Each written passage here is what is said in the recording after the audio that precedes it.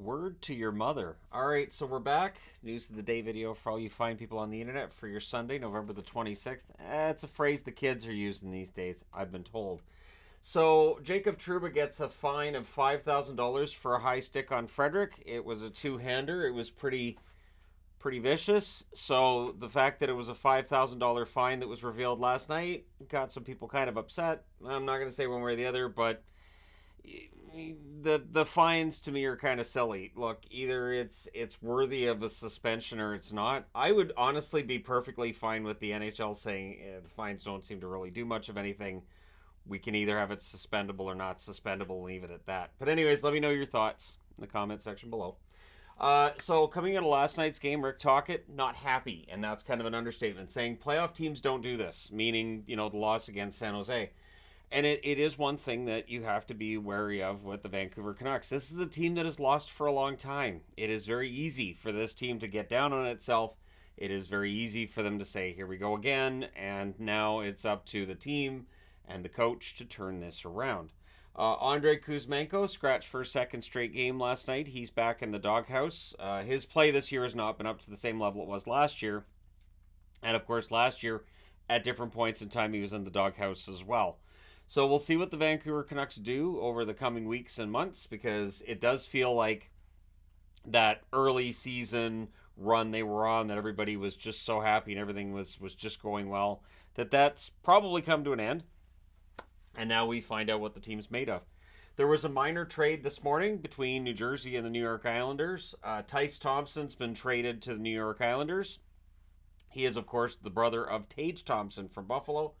Going the other way, Arno Durando. Durando has played for the Islanders before, so this is just farmhand for farmhand, and we'll see if either of them get called up and if they start playing. Likely that both players needed a change of scenery, so it'll be interesting to see if either of them end up playing for the parent club before the season's done or not. Speaking of playing for the parent club, the Calgary Flames, and I'm wearing Calgary because of this, and I think this is the right call.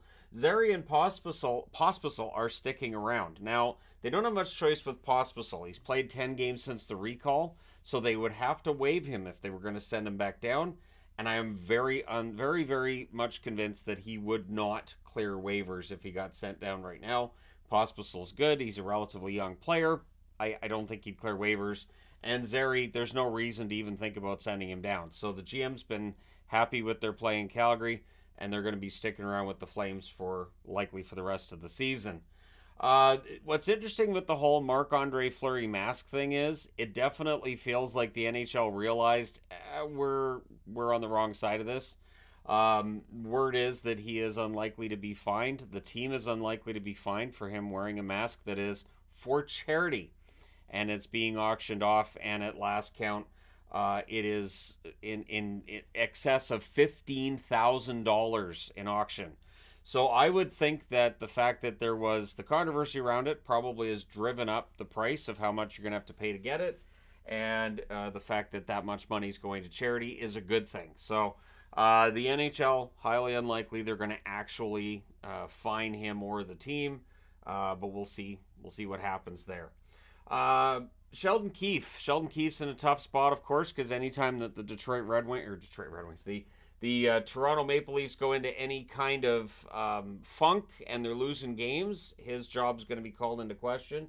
But he's defending his players, and Mitch Marner's play gets called into question, and he answers with the fact that Marner is their top scorer 5-on-5.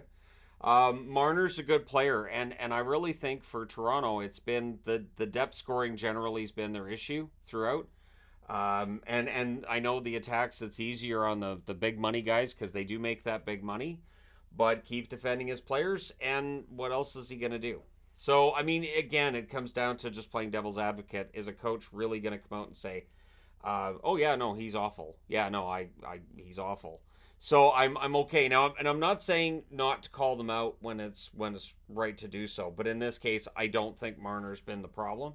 You guys can let me know your thoughts on that, but yeah, I don't think Marner's been the problem for Toronto. So, relatively quiet day news-wise thus far.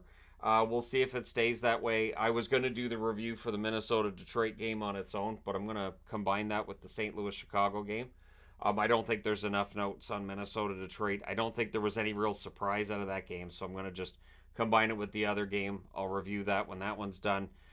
Those two will get reviewed, and then the other three games start once that's all done. So let me know your thoughts in the comment section below, as always. Don't forget to hit like and subscribe if you haven't done it already, because I find out, and that's not great.